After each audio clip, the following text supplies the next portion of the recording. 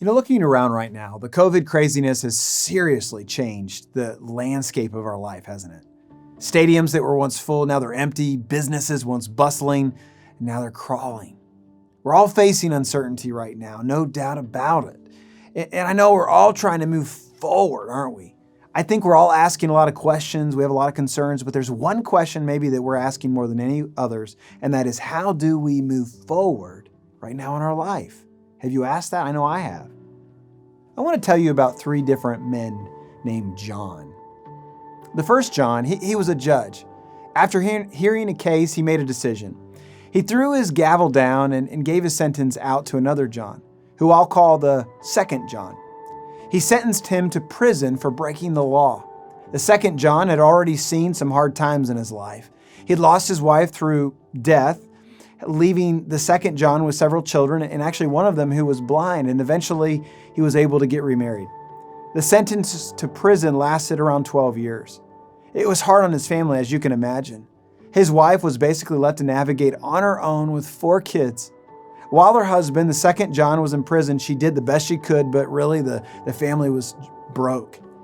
And this was a terrible circumstance for the both of them, and the long days, and I can only imagine the even longer nights.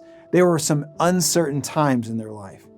Well, the second John and his wife were able to communicate a little bit back and forth. He told her about how he was able to build friendships while in the prison and find a bit of solace as he tried to move forward with things.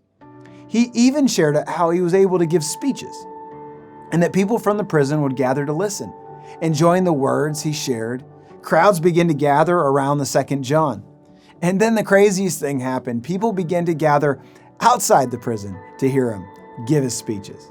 It was unbelievable. And it kept the second John in many ways moving forward in his life as he told his wife. But then things kind of came to an impasse. The government didn't like the second John's growing popularity, so he was subjected to inner recesses of the prison itself. He was basically isolated. How would he move forward in his life now? Well, his family was so poor, it felt hopeless for them. How would they all move forward, right, in their life? This is when things got interesting. It was here that the second John began to write some. He had this idea to write a story that would tell of a journey of one particular traveler. He began to write with great imagination and use it as a way to share about his journey. It was a way to tell his story using this unbelievable creativity and imagery. I guess it served to help pass the time while in prison. It was something constructive for the second John to do. He never did finish the book, but eventually the second John, he was released from prison, and as you can only imagine, there was a ray of hope in this family's life. Freedom finally. But then his freedom didn't last very long. Again, he was arrested. The government came down on him for things he was doing, and he was thrown back into prison again. He had reached an all-time low. He's asking the question, right, how am I going to move forward in this life? With nothing more to do, he picked up the pen again, and he finished the story he had started. His plans were never to be a writer. He had always dreamed of other things, but he had no other choice at the time. So he decided to pick the pen back up and finish writing the work he had started, right? Time flew, and eventually he was released from prison for good. 1 year after his release from prison, the second John decided he'd show the book to a friend. The friend read the first few words of the story, and he was instantly captivated.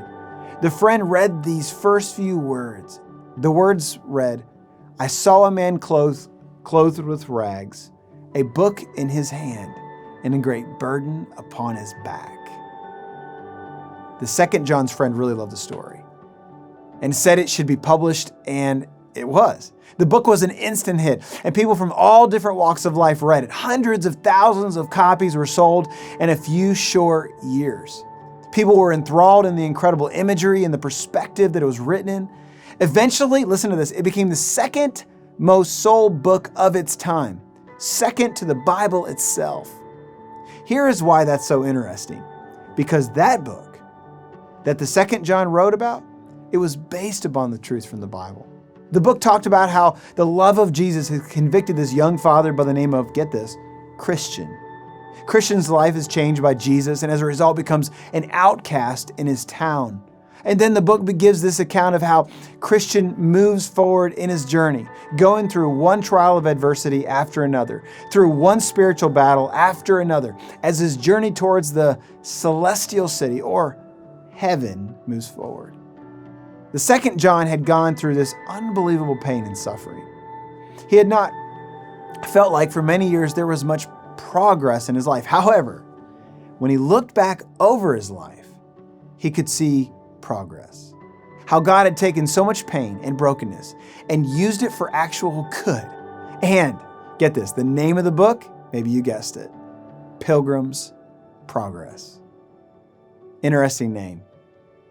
As the second John who wrote the book, he looked backward. He began to look at things in reverse. He began to see how things had fit together.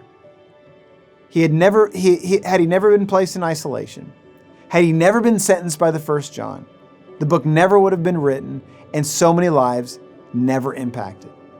So many things may look grim for you right now. Things may look uncertain for you. They do for me at times. But eventually, we'll be able to look back in reverse and see how God moved us forward. You may be facing uncertain times. Buildings may be empty, but if you know Jesus, He is moving and He's working in your life. There's a great joy knowing this. And the Apostle Paul echoed these sentiments in chapter 1 of the book of Philippians. I want to read you just an excerpt from verse 12. Paul says, "Now I want you to know, brothers and sisters, that what has happened to me has actually advanced the gospel." It's a big deal. He was in prison, and he's saying that Jesus is working. You know, there are moments right now that Jesus can use in your life and my life for great good. Will, in the midst of this uncertainty, will we trust Him? I mean, like, really trust Him, really depend upon Him. Because God has a plan, and Jesus has an incredible plan for your life that is better than your plan could ever be. You know, I've committed Romans chapter 8, the final verses there, to memory. They say, "And we know that in all things God works for the good of those who love Him, who have been called according to His purpose." That is a truth we can hold on to. Now, I told you I wanted to share a story of 3 Johns, and I will. You see, the first John was a judge. The second John was the writer who became a great success, and his name, maybe you guessed it, John Bunyan. Many years earlier, though, he had been befriended by another man who had mentored him, who poured his life into him, and his name? John Gifford. So you never know how encouragement, how mentorship, how intentionality with one can impact and help impact so many. This is joy.